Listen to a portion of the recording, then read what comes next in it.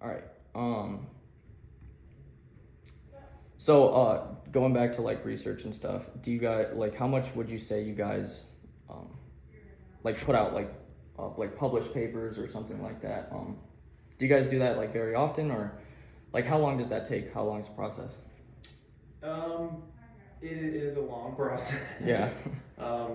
Depending on the timeline of your project, I mean, that could be a couple years to get a couple years of data. And then writing up a full-length paper takes some time, probably 6 months maybe. By the time you do the analyses, check everything, get your data organized in a way that's useful, get the results, interpret them, write everything down. So you normally aren't working by yourself. You have co-authors that you then provide the work to them for their review. They provide comments, get it back to you, you make whatever corrections are needed. And then you're finally to the point where you can submit it Yeah. to an actual journal. It's received by an editor there, they look through it, make sure that it fits their journal, and that there's not like any glaring problems. If they think it's sufficient to move forward, they'll assign an associate editor who sends it off to other experts for peer review. That's usually a 1 to 3 month process. Okay. You get the reviews back, and like a kind of a tentative decision, I would say, where it's not like pass fail. It's like, we will consider this if you've addressed these comments. Okay. Sometimes they just reject it. Yeah. But not always, which is good. So you get another round of comments from these anonymous peer reviewers. You go through, make whatever corrections you can, justify any that you can't or don't feel are appropriate. Send it back to the journal, and then there's kind of a fluid time part where sometimes you get like an immediate response, hey, you made all the corrections, this is great, we're going to accept it. Or maybe they'll send it back to the reviewers to make sure they were happy with how you addressed their comments. But once it's accepted, it goes into like a copy editing, production, formatting process. And so you're probably looking at a year maybe from time of submission to having it in an actual journal article. Does that seem reasonable? I mean, certainly can take that long. Yeah. But there's always variation too. Yeah. With like every step that Corbin just mentioned, there's always variation in the time where it could take shorter or longer. Yeah. But I think in general, yeah, that's pretty good. Walk through the whole process. But you also mentioned that we don't work on just one of these at a time. We have multiple papers at multiple stages. Okay. Going on at any time. A resource for you would be the journals themselves.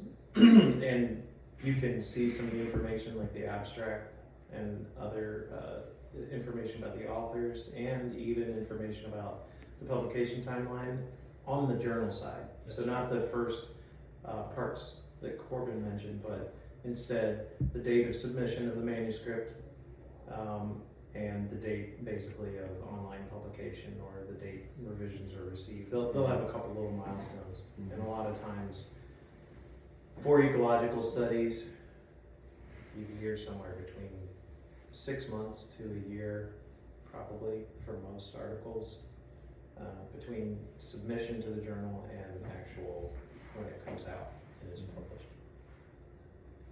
It's a pretty long time. Yeah, and some journals will kind of promote like an expedited process. They push reviewers to get things back in a couple weeks and seem to try to move things along a little more quickly, but it doesn't always work out that way. Yeah. All right.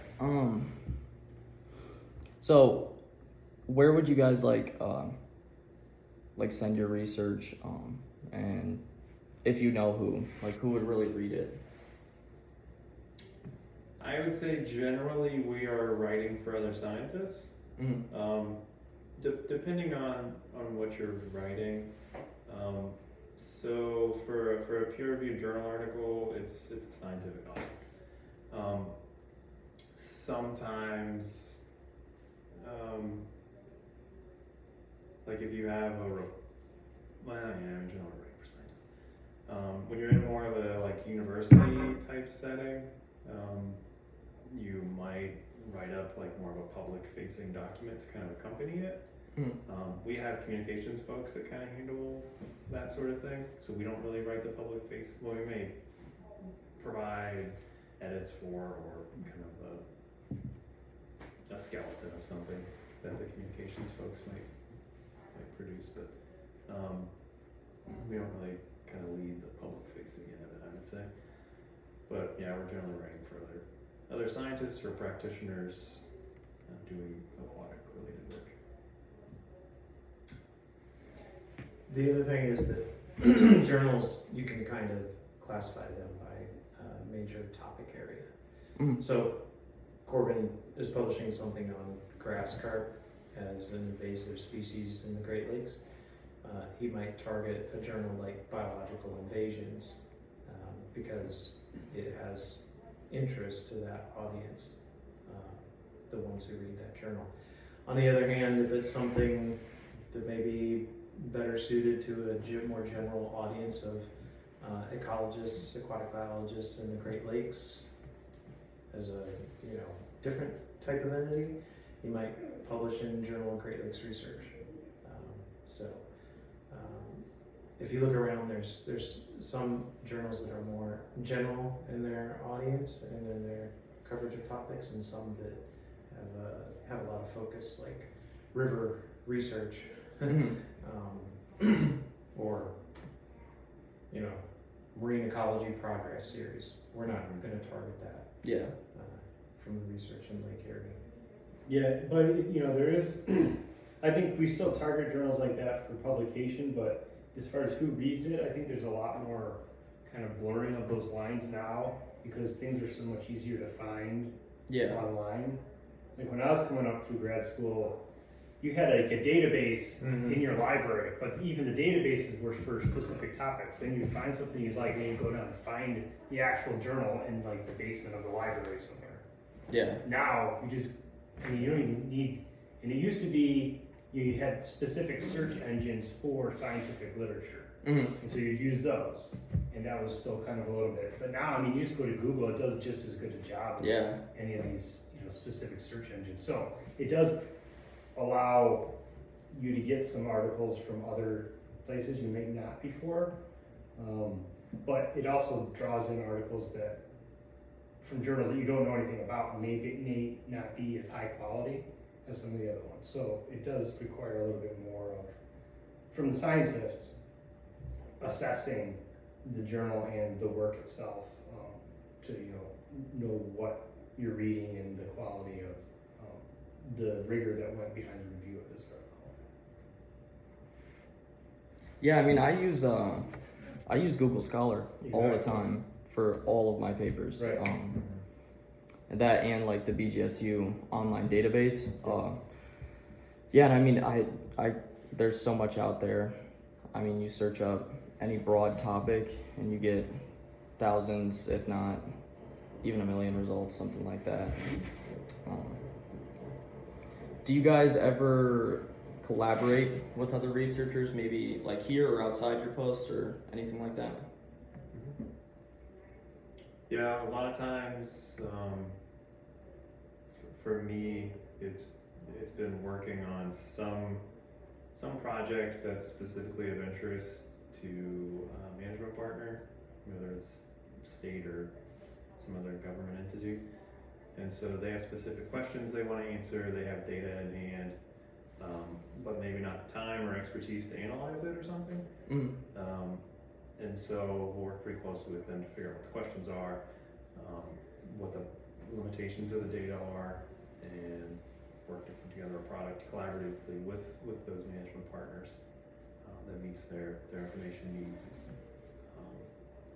and serves some public end.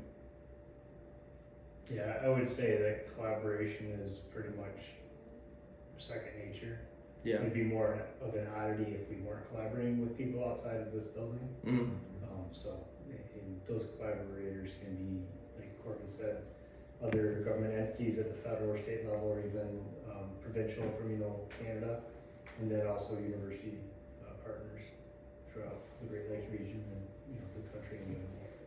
I remember, maybe it was even a couple decades ago, seeing an analysis that was showing, just in our field of fishery science, that the frequency of publications with a single author or two authors was declining, and the frequency of publications with more authors and the number of authors on publications was all increasing, and I think that's just, that trend has continued from my perspective. So it's a collaborative environment that we work in. You have to know how to work as a team on these different manuscripts and analyses. It's pretty cool. I like that. Part of it too might be related to increased computing capabilities. Yeah. So you can, instead of studying like the Huron River, you can pull data from a bunch of different rivers across the US and pull in a bunch of collaborators from other places and then do a giant analysis of all these different things and look at very large scale patterns. Whereas back in the day when your computer wasn't as, the computing power wasn't as good, you may have doing that same analysis may have taken a really long time. And then data sharing wouldn't have been as streamlined with just sending an email. Yeah. So I think that's kind of made us a little more collaborative too, just the tools we have available. So basically, you guys are just working with people all the time. Yeah, oh yeah. Mm-hmm. Yeah, and I think, we're like an applied science organization, right? So all of our questions have an application in like the real world. Yeah.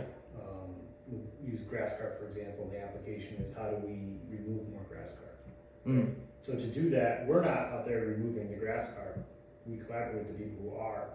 And to really get buy-in for like those ideas, it's good to bring those collaborators on at the early stages instead of just giving them something and say, okay, implement this. Yeah.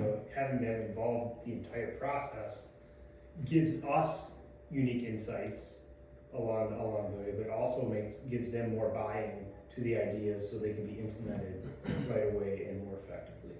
Okay. Yeah. See, that's that whole idea is really what brings me into this topic. I really like that especially because you're doing something that really does matter, rather than just like kind of. I mean, I guess like something like working in a bank does matter, but in like big picture, I'm talking this matters, I think, a little bit more. Yeah, I think a big revelation for me, training as a scientist, was realizing that you don't do science because it's cool. Yeah. You do it to meet some public need.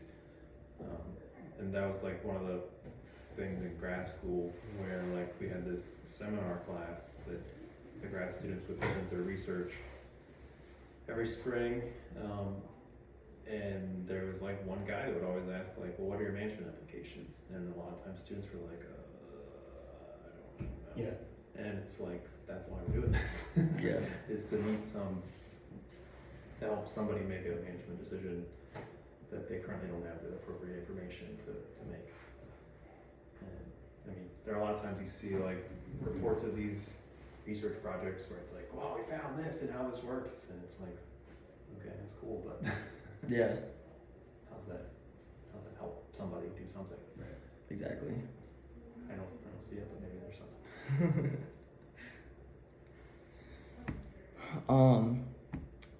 Now I guess you guys kind of already answered this a little bit, but how easy would you say it is for you guys to communicate with other researchers? I would say it's pretty easy.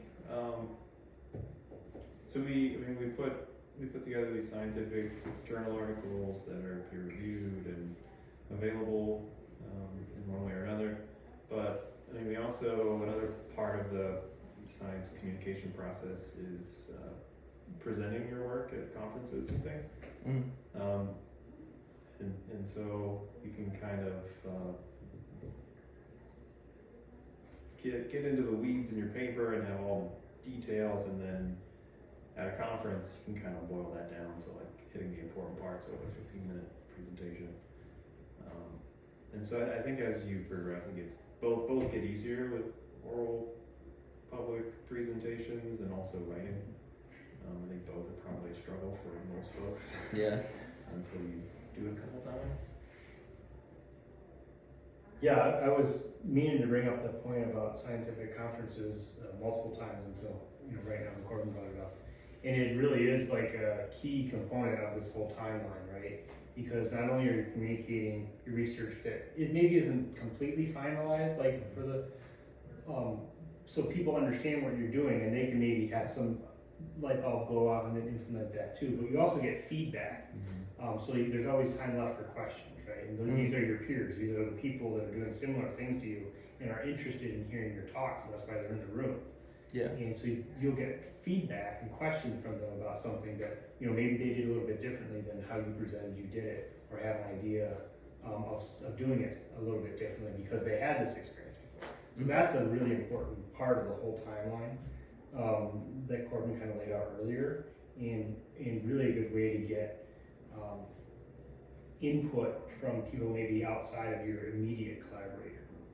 And Yeah. so you have the entire, like a larger scientific community to kind of bounce ideas off there. And it happens both in the actual presentation room, but then like in the hall between presentations too. Like, was there a conversation with somebody from like another country or another state who has a similar question?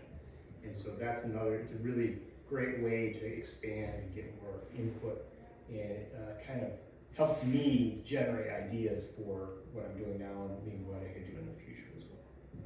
I mean, I feel like at the conferences, because it is such a good way to get so much information quickly, there does appear to be more like, I wouldn't say reporters, but like NGO members or scientific communicators there to try to get, be on the cutting edge. Because by the time it comes out in a journal article or like forsake a book, which takes even longer. Yeah. Like the scientific community has known about this for a long time.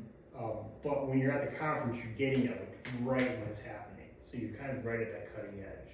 And that's why it's really exciting to be there too. And I feel like opening that to non-scientist people, non-researchers is a good way to help get more exposure of your ideas and your results for applications. Definitely. Yeah.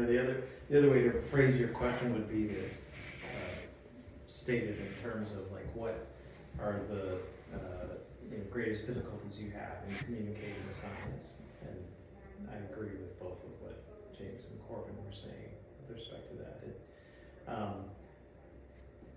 One of the other reasons to go to these conferences that scientific societies host on a regular basis is not only just to try to be up to date in your field, but a lot of these bring together different disciplines. So you'll have a multidisciplinary collection of talks to go listen to, and people who will hear your stuff. And so what you really also want is that feedback of ideas of things that might not have occurred to you because, for example, you're interested in low oxygen effects on fish, and someone else is talking about harmful algal blooms and how they're connected to generation of low oxygen environments. There may be a cross-fertilization there that could lead to brand new ideas to investigate. Yeah, that makes sense. You can get a broader spatial examination of these ideas. Like you might talk about it in the Great Lakes, there might be somebody doing work in the Gulf, and you can get all of that, even like across continents. Yeah, exactly. Bring all the people together that do that. And that's pretty cool. Yeah, I never thought about that, how beneficial those could be compared to like you said, like sitting and waiting for somebody to write a paper or like a journal article or a book or something like that. getting that information that quickly is probably like very beneficial.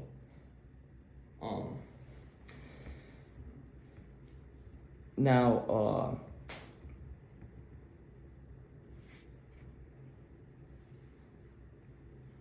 you guys can tell this is like my first interview. You're doing great.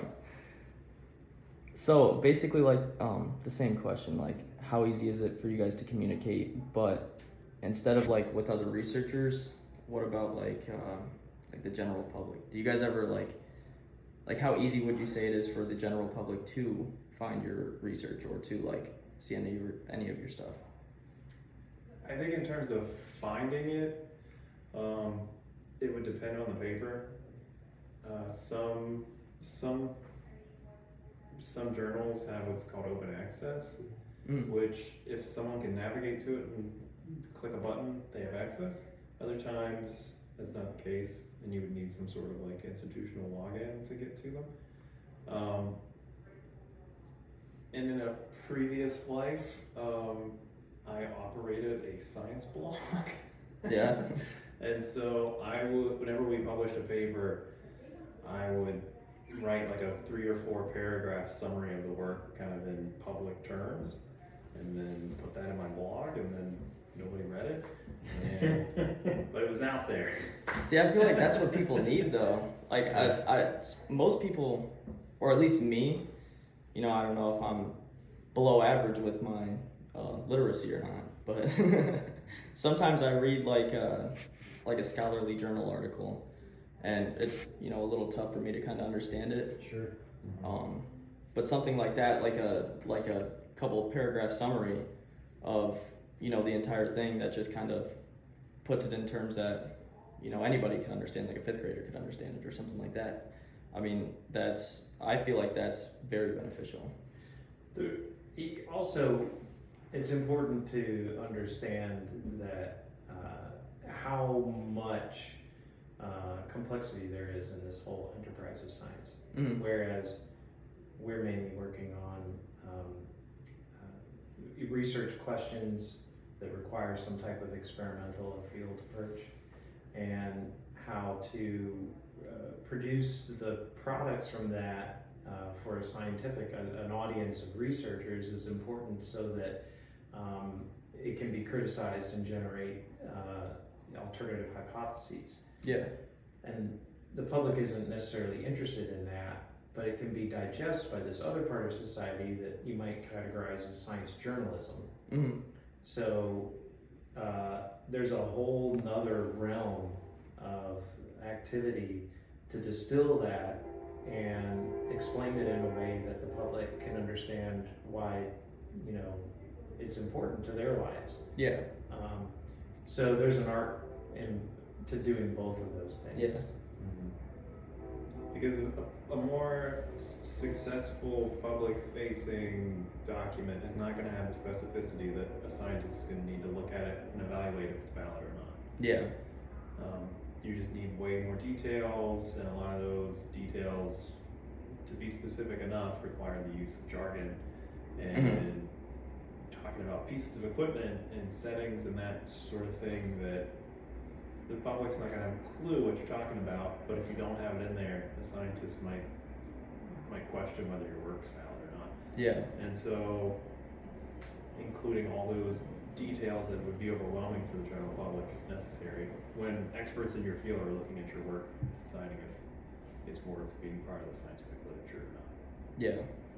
So it is, I think it is kind of tricky to kind of meet both audiences at once. And depending on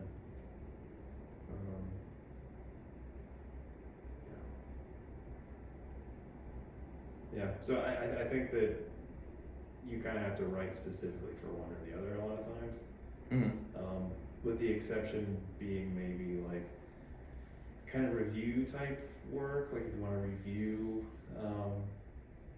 the effects of invasive species on something, you know, maybe you can step back and get away from some of the technical jargon.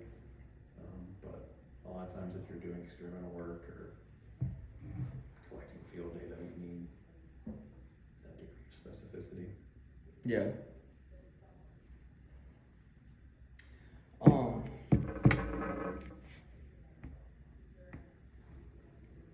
so I know you guys said that not, well, see now we have like the kind of problem that comes with defining what what climate change really is. But like how much would you guys say of your work is like related to climate related problems?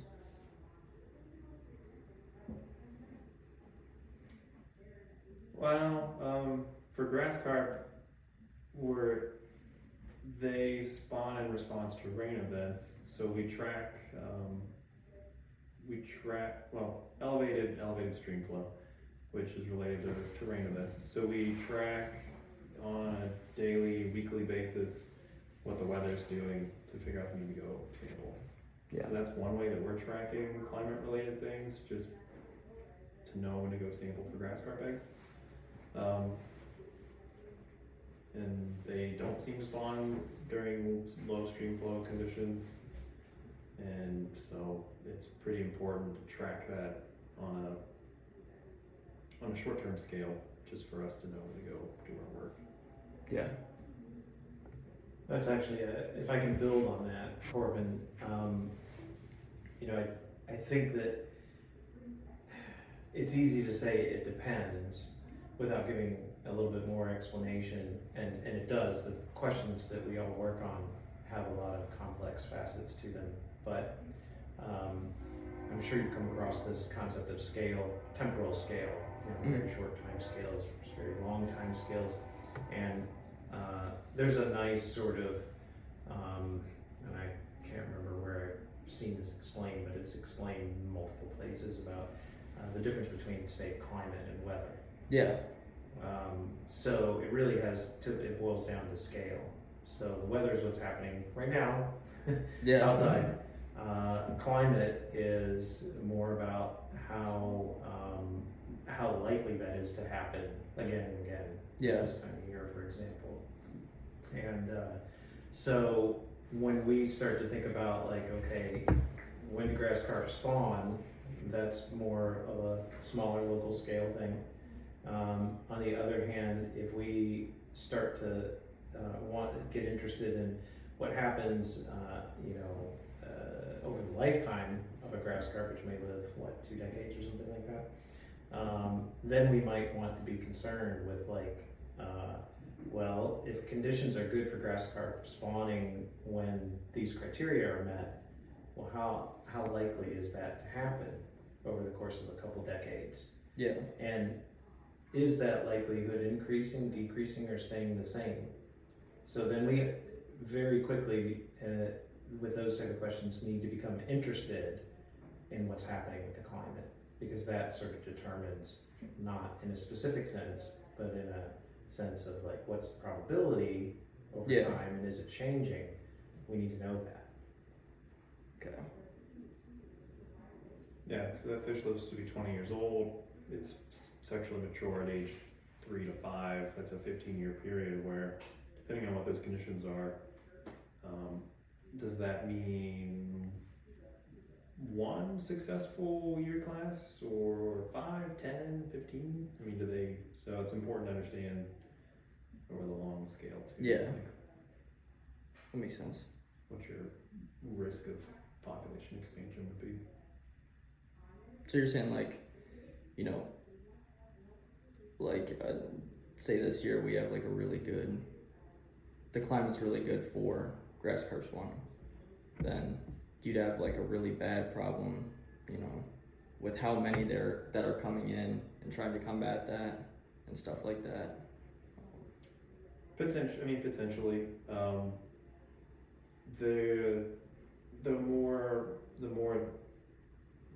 The more fish recruit in a given year, so the more fish survive to and through their first winter, and that's kind of usually the filter where it's like there's a high mortality rate that's with some variability within your first year, and then if you make it through that, a lot of times with fish, you're good. Yeah. I mean, fish are still going to get eaten by birds and other fish and all that, but if you can make it through that first year, a lot of times that kind of sets the year class. And so with that, if you have a big year class and then get another one, then you eventually end up with this increase in the number of adults, which is more females, more eggs, and then once all those fish reach reproductive age, then you have a greater number of total eggs that are getting released and fertilized and develop. And so if you have those same mortality rates across those two periods, but more eggs, then you're gonna have more fish surviving. And if that continues, then you end up with an increase in population size. Yeah. But if conditions are bad, then all those eggs die. Yeah. You're not gonna have the same response. All right. That circles back on what we were saying at the beginning of Yeah. this conversation, was that we're interested, our research has to be concerned with the consequences of any changes in climate, but we aren't directly investigating the causes of those changes. Yeah. So there are other people who do, but Yeah. And see, that's where it comes back to like communicating and stuff like that. Your research is probably really good for them, because if they're trying to figure out, you know, like the causes of these changes, and you guys are researching, you know, like things that are happening, then you guys can go back and forth and come up with some solutions and stuff like that. I know it's 1:31. I just got one more question. go for it. I'm gonna have to bug out. Yeah. I understand. Thank you again for your Sure. time, because this is really beneficial to me. I just want to know, does like the media ever take any interest in what you guys are doing here? Sometimes, yeah, we get Yeah. kind of requests for interviews sometimes, and we have channels we go through and kind of say, hey, we got this request, and then we have gotten approval and done the interview, and sometimes they make it to print, and sometimes they don't. But yeah, a lot of times there is interest, and there are folks in the media that seem to be kind of working through scientific literature. I mean, there was one time I had a paper that the guy messaged me, and he knew it was available to the public before I did. Yeah.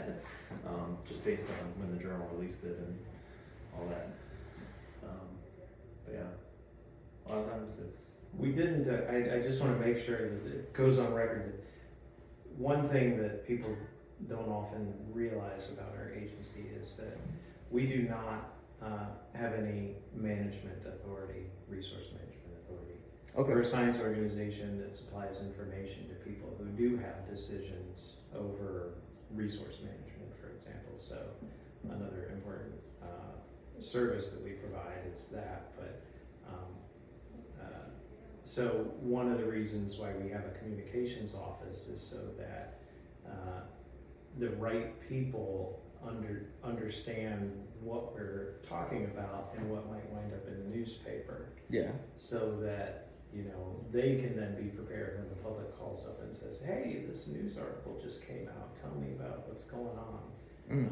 We can back that up with scientific studies, but we don't make a decision like, oh, what are you going to do about this? And it's like, well, that's not our place to do anything about it, but we can supply the information so that the people who do make a decision about that have the best information possible. Okay. Yeah, and at first, you know, that might seem like, well, that seems like something you should do. But if you take a step back and you look at how the science is happening, like you want someone unbiased, right? So regardless of what our results show, it doesn't influence what we're gonna have to go do, right? If we had to do something, like you might question how the science, how you interpret the data. Yeah. So because we're completely unbiased, we have no management authority, we are focused just on collecting that data the best way possible to answer this question, and then interpreting that data in an unbiased way. And so that really kind of gives what we hope an extra level of like rigor to anything that comes out of our organization. And that's why it's really important for us to like understand that and make sure that when we're communicating that, we're not making any management directives, which is, Yeah. this is what we found. Mhm. And the managers can take that and say, well, that's very useful to me, so, because I can do X, Y, and Z. Mhm. We don't say that. We provide the results, in an unbiased way, as best as we can. Yeah. That's awesome. I really like that. Um, That's that makes a lot more sense than, having you guys have some sort of management and Yeah, yeah. I mean, kind of from a side point, we feel lucky that we can stick to that, we Yeah. don't have to, we can just stick to the facts and be like, this is what we found, and then go back to our computer and start working on something else. Yeah. Yeah. Instead of having to like sit there and digest it and see like, how are we gonna implement that? Yeah. Just the truth. Yeah. Right. So, I like that. Yeah. I kind of like that. You can find all kinds of like quirky personalities of scientists, and that I think kind of like getting into like this research really focused field kind of have that Mhm. sort of personality trait where they just want to leave it there, and then move on to the next thing that's burning a hole in their hard drive. Yeah. But we're not advocates Yeah. Mm. for one particular thing or another. We just want to get to the facts, the Yep. truth of the question. And even in universities, there may be a specific desire of the university, of an academic researcher, to take what is an objective result, but then say the significance of that means you should do X, Y, or Z. Yeah. That part is not our responsibility. That's Yeah. for someone who has authority to make a decision about X, Y, or Z. And so we just stick to the research. It's nice. Yeah, we enjoy it. All right. Thank you very much, guys.